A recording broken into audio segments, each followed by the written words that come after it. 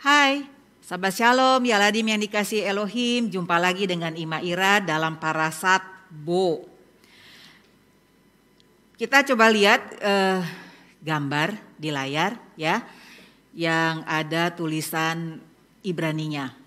Tetapi sebelum itu, Ima mengingatkan kamu, jangan lupa setiap kali Sabbath School, kamu harus membawa Alkitab dan alat-alat tulis ya. Oke, sekarang kita lihat gambarnya. Di sana kamu bisa melihat gambar. Nah, ya. Di atasnya itu ada huruf Ibrani. Huruf Ibraninya itu Bet dan Alef. Bet dan Alef dibaca Bo. Artinya datanglah. Nah, di sana kamu bisa melihat gambar ya, sebuah keluarga, ada bapak, ada ibu, kemudian ada anak. Itu sedang membawa roti tidak beragi. Mereka bersiap-siap hendak meninggalkan Mesir. Nah, sekarang coba kita buka kitab suci kita baca Keluaran pasal 10 ayat 1 sampai 2. Keluaran pasal 10 ayat 1 sampai 2. Kamu buka Alkitab kamu baca di sana, dan sekarang Ima akan bacakan ayatnya untuk kamu ya.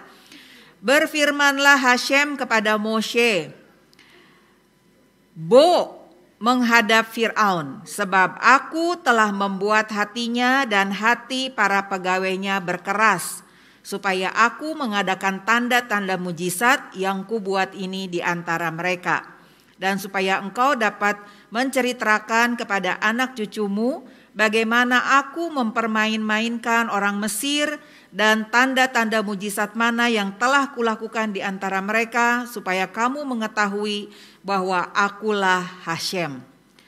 Tadi Ima Ira mengatakan di ayat 1, berfirmanlah Hashem kepada Moshe, Bo ya. Kalau di Alkitab yang Ima Ira pegang sini dikatakan pergilah, padahal sebetulnya bukan pergilah tetapi datanglah. Makanya tadi dalam bahasa Ima sengaja membacanya dalam bahasa Ibrani Bo. Bo itu artinya datanglah menghadap Fir'aun ya. Nah, Hashem memerintahkan Moshe untuk datang kepada Fir'aun. Kenapa? Karena Hashem sudah ada di sana untuk mengadakan mujizat yang dahsyat. Hashem sudah ada di sana di hadapan Fir'aun untuk mengadakan mujizat yang dahsyat. Untuk apa? Untuk menunjukkan kepada orang Israel dan juga Mesir bahwa Adonai Elohim yang disembah oleh nenek moyang bangsa Israel dan yang disembah oleh mereka juga adalah Adonai Elohim yang maha kuasa dan dahsyat. Adonai Elohim yang perkasa, tidak ada yang bisa mengalahkan dia. Termasuk dewa-dewa yang disembah oleh bangsa Mesir. Karena Adonai Elohim yang disembah oleh bangsa Israel adalah Adonai Elohim pencipta langit dan bumi dan berdaulat atas semua ciptaannya. Ya, jadi kita bersyukur, kita mengenal dan kita menyembah Adonai Elohim bangsa Israel, Adonai Elohim yang perkasa, yang kuat, yang dahsyat. Karena dia adalah Adonai Elohim yang menciptakan langit dan bumi. Jadi tidak ada yang seperti dia. Tidak ada yang bisa mengalahkan dia. Haleluya ya, puji Tuhan. Nah, dalam Parasat Vayera sabat lalu, Adonai Elohim sudah memberikan 7 tulah atau malapetaka kepada bangsa Mesir supaya Firaun membebaskan bangsa Israel keluar dari Mesir. Supaya Fir'aun mau membiarkan Israel pergi dari tanah Mesir. Tetapi Fir'aun belum mau membiarkan Israel pergi. Tuhan mengeraskan hati Fir'aun untuk menunjukkan semakin keras hatimu hai Fir'aun, maka semakin dahsyat juga hukuman atau tulah yang harus ditanggung oleh bangsa Mesir. Nah, di sini kita belajar satu hal.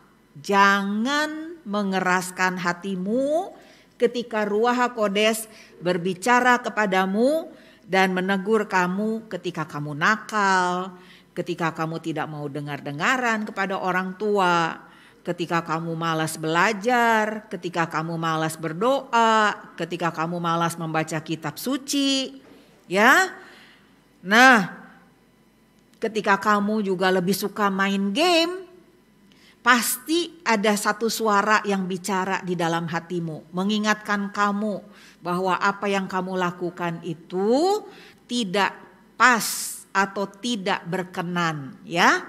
Nah, ketika kamu mendengarkan suara itu, kamu harus tahu itu yang bicara adalah Ruach HaKodes, ya, roh yang lemah lembut yang menegur kamu supaya kamu kembali berubah menjadi anak-anak Elohim yang manis, menjadi anak-anak yang menyenangkan hati Elohim karena melakukan semua perintah-perintahnya dengan penuh kasih, ya.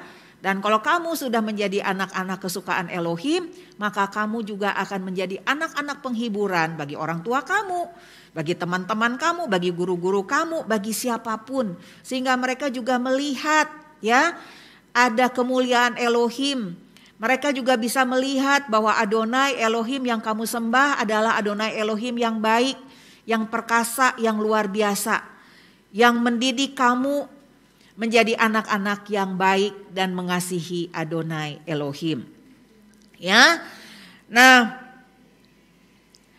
karena Fir'aun itu dia belum mau membiarkan Israel pergi, Adonai Elohim memberikan tulah yang ke-8.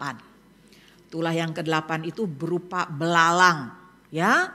Adonai Elohim mengirimkan belalang yang sangat banyak sehingga langit itu menjadi gelap, tertutup oleh belalang-belalang ini. Dan apa yang dilakukan oleh belalang itu? Dia memakan habis semua tanaman yang tersisa dari tulah-tulah sebelumnya yang ada di Mesir. Akibatnya apa? Mesir pasti akan kelaparan karena semua tumbuhan, semua tanaman itu habis dimakan oleh belalang. Nah, ketika Firaun melihat hal itu, dia segera memanggil Moshe, dia meminta agar Moshe menghalau belalang itu, ya. Kemudian Moshe melakukan apa yang diminta oleh Firaun, tapi ketika Firaun melihat bahwa belalang itu sudah pergi, hatinya kembali keras dan tidak mau melepaskan Israel pergi. Lalu Adonai Elohim memberikan tulah yang ke-9. Ada yang hafal nggak atau ada yang tahu nggak tulah ke-9 apa? Gelap gulita. Iya, gelap gulita yang sangat pekat. Sehingga orang Mesir itu tidak berani bergerak. Karena sangat gelap. Coba sekarang kamu pejamkan mata kamu. Coba kamu pejamkan. Kamu melihat apa di situ? Hitam kan? Gelap ya. Nah, tetapi kegelapan yang ada di Mesir saat itu lebih hitam daripada gelap ketika kamu memejamkan mata kamu. Sehingga bangsa Israel dia tidak berani bergerak. Ya. Nah, tetapi Fir'aun ternyata belum mau melepaskan Israel pergi. Lalu Adonai Elohim memerintahkan Moshe untuk memberitahukan bangsa Israel untuk menyembelih domba. Menyembelih domba, kemudian darahnya itu dilabur di atas daun pintu bangsa Israel. Ya, karena apa? Karena pada malam itu Adonai Elohim akan membunuh semua anak sulung Mesir, baik manusia maupun binatang. Adonai Elohim akan masuk ke rumah-rumah yang di pintunya itu tidak ada tanda darah. Ya. Nah, Hashem juga dia berfirman kepada Moshe agar bangsa Israel membuat roti tanpa ragi.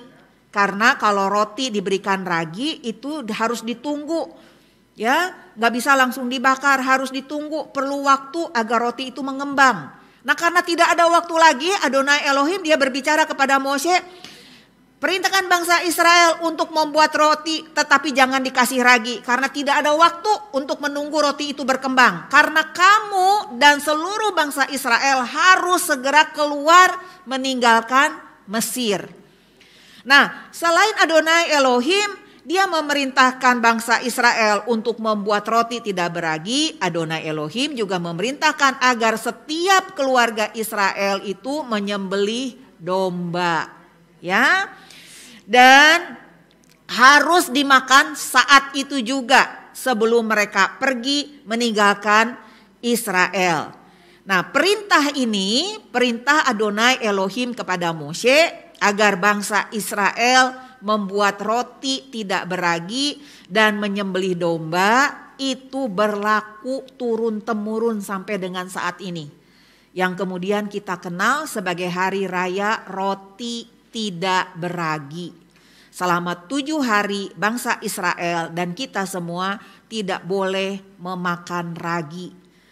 Peristiwanya awalnya dari sini nih, perintah Adonai Elohim kepada Moshe agar bangsa Israel membuat roti tanpa ragi, ya.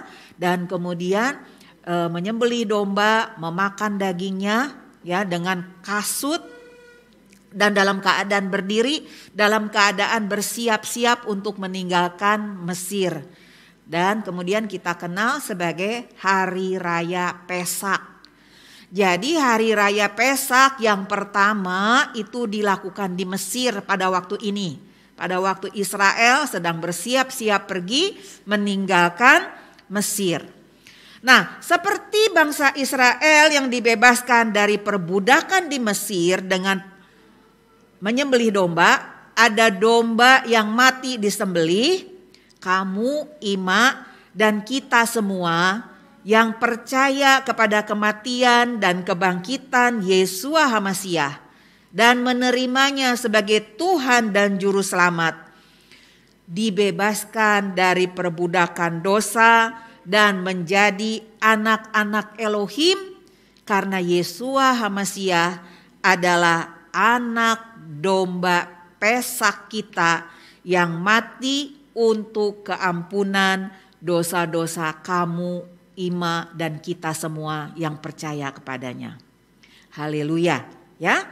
Nah, ayat hafalan, kamu buka Alkitab kamu lagi dari Yeremia pasal 46 ayat 28a. Yeremia 46 ayat 28a. Maka engkau janganlah takut, hai hambaku Yakub. Demikianlah firman Tuhan, sebab aku menyertai engkau. Ya, maka engkau janganlah takut, hai hambaku Yakub. Demikianlah firman Tuhan, sebab aku menyertai engkau.